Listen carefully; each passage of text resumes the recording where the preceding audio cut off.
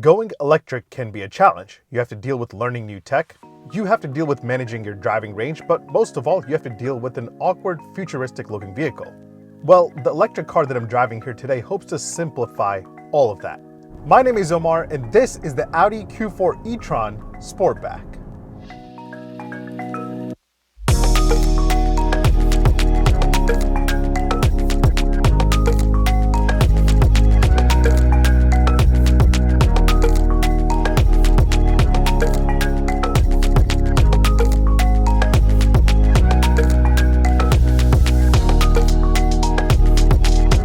Alright, one thing I have to say right off the bat is that when I took delivery of the Q4 e-Tron for the week of test driving it, I wasn't overwhelmed by a crazy learning curve.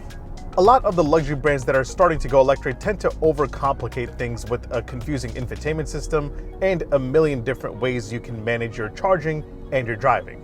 The Q4 e-Tron and most of Audi's e-Tron lineup doesn't do that. In fact, being inside and driving a Q4 e-Tron is almost like being in the inside of any other Audi. You have the very familiar MMI infotainment system with a single screen, and that matters to me because I hate the whole dual screen setup. You have the beautiful Audi virtual cockpit display, and it's just simple, letting you focus on getting from point A to point B. The Q4 isn't a head-turning vehicle or an envelope-pushing EV, and that may be one of its biggest attractions. So, if you're in the market for a compact electric SUV, should you consider buying it? Let's find out. Let me give you a quick tour of the Q4 e-Tron, and then we'll get back out on the road and I'll tell you whether or not if this is one EV that you should put on your shopping list to consider. All right, let's do this. All right, let's kick it off with how much the Q4 costs. The regular Q4 starts at $48,800 if you go for the 40 e-Tron and $53,800 if you go for the 50 e-Tron. If you want to go for the more stylish Q4 Sportback, that starts at $56,800. Unlike the regular e-Tron, the Sportback is only available with the 50 setup. Now, that makes the Q4 cheaper than the Tesla Model Y across the board.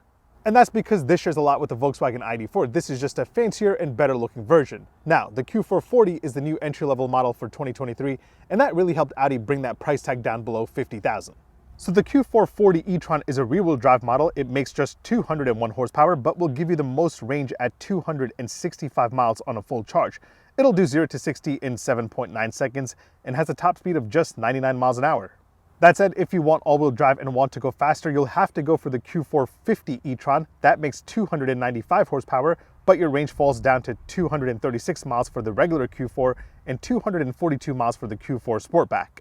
However, it is quicker, doing 60 in 5.8 seconds with a top speed of 112 miles an hour, which is definitely better than being maxed out at 99 miles an hour. And yes, those figures are a bit off from the Tesla Model Y, where the long-range model will do a maximum of 318 miles on a full charge. Nonetheless, the Tesla Model Y does start at around $66,000, so the Q4 is definitely more affordable. Now, let's talk about charging. No matter which one you go for, going from 0 to 100 from a 9.6 kilowatt setup will take you 9 hours. If you go up to 11.5 kilowatts, that time will drop down to 7.5 hours. And if you go to a DC fast charging station and manage to get 150 kilowatts, you can go from 5 to 80% in just 36 minutes. Not bad, but not the best either. Now, before we talk about the exterior design, I want to start off with the interior. Once you get in here, you're welcomed by the beautiful and quality built cabin that Audi is known for. One interesting thing that you'll notice is that once you open the door and get inside, you don't really need to hit the stop and start button, because once you sit down, the Q4 e-Tron just turns on. You just put it in drive from here and you're ready to go. And the same goes for when you're done driving. You just open the door and get out and the Q4 e-Tron turns off. You never have to touch that stop and start button. Now, I've seen this in other electric cars and it always makes me wonder, what if you had passengers that want to remain inside while you run inside the store really quick? What if they want to enjoy the air conditioning? I guess someone has to hop into the driver's seat for that to work. The other interesting thing that you'll notice is this creative solution for bottle holders that are integrated into each door of the Q4 e-Tron. That's really cool. Either way, this whole interior is everything you would expect from Audi. It's very high quality and really, really well built, which is something Tesla still can't get right. Now, as standard, the Q4 comes pretty well equipped. Tech-wise, you have an 11.6-inch touchscreen display that houses the MMI infotainment system.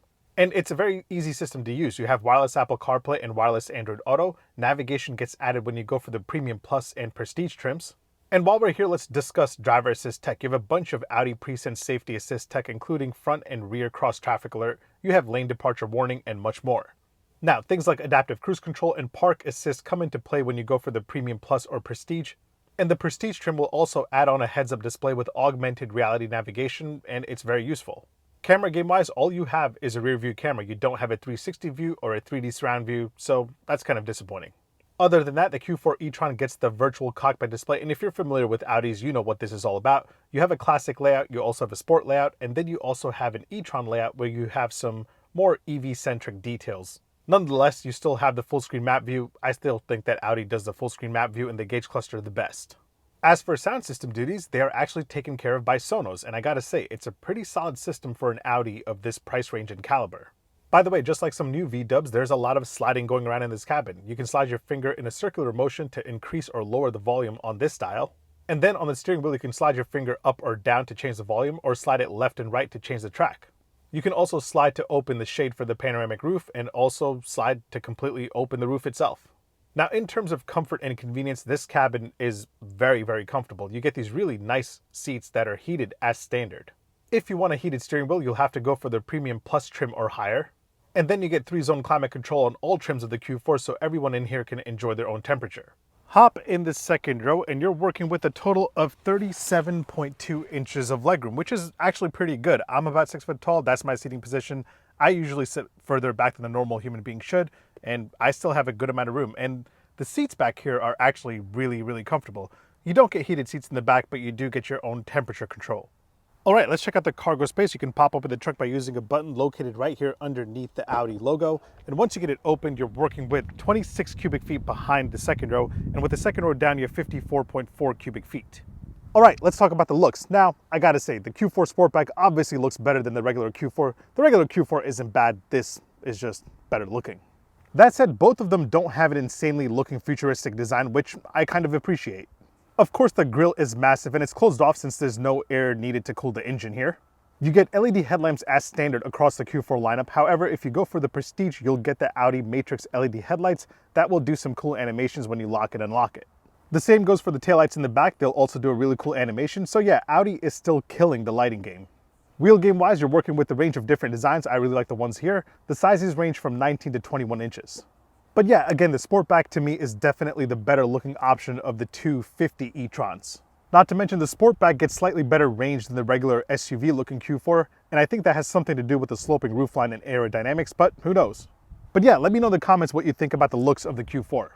All right, so before I give you my opinion on how it is to drive the Q4 e-Tron and whether or not if you should get one, let me put out a few important daily ownership highlights that I'd love to show all of you. Now, besides all the door bottle holders that you have 4 real cup holders, 2 in the front, 1 for your medium-sized Dunkin' iced coffee, and then you have 2 in the back right there in the center armrest. Here are the keys to the Q4, same old Audi key. Door close sound from the outside, and the inside, solid. Charging game-wise, in the front you have a wireless charger where you can clip in your phone right there, and then you have 2 USB-C ports. Rear passengers also have 2 USB-C ports right there. And of course, let's do a quick indicator and horn sound test. Indicator first. Now for the horn sound. Oh, not solid. Not very Audi. All right, so driving the Q4 e-Tron Sportback. Again, this is a very simple luxury EV SUV. There isn't anything too dramatic about it. Since this is based on the Volkswagen ID4, the ride quality is pretty, well, normal. It isn't as smooth as the bigger e-Tron SUV or Sportback SUV, but it isn't too rough to be your daily commuter. You do have a few drive modes that you can pick from, including efficiency, comfort, auto, dynamic, and individual.